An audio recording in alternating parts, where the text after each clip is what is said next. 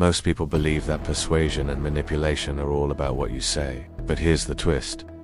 Sometimes, the most powerful tool is silence. Not just any silence, but what I call strategic silence. The deliberate use of pauses, quiet, and lack of reaction to control a situation. Think about it. In a world that can't stop talking, silence makes people uncomfortable. And when someone is uncomfortable, they try to fill that space. With truth, with emotion, sometimes with secrets they didn't mean to share. This is where your power begins. Let me break it down. Strategic silence is used in moments where speaking would weaken your position. For example, imagine you're negotiating something important. Most people make the mistake of explaining too much, justifying, defending, even overpromising, but the one who masters silence listens, observes, waits. After stating your terms, just pause. Most of the time, the other person will fill the silence with concessions, doubts, or even agreements just because the pressure of silence is too heavy to bear. Works beautifully in conflict. Let's say someone is trying to provoke you.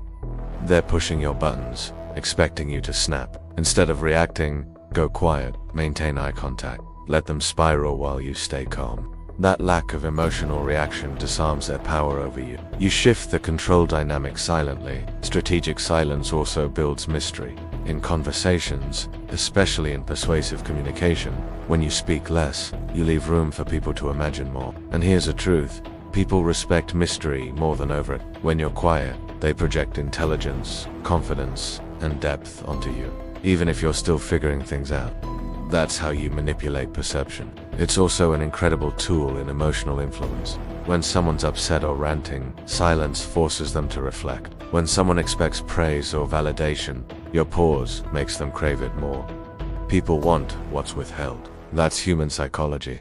Silence becomes the tension that fuels desire. But here's the warning. Silence only works when it's intentional. It's not about zoning out or being passive. It's about timing. You use silence the way a master swordsman uses a blade. Not to avoid battle, but to control its outcome without swinging wildly. Here's how to practice it.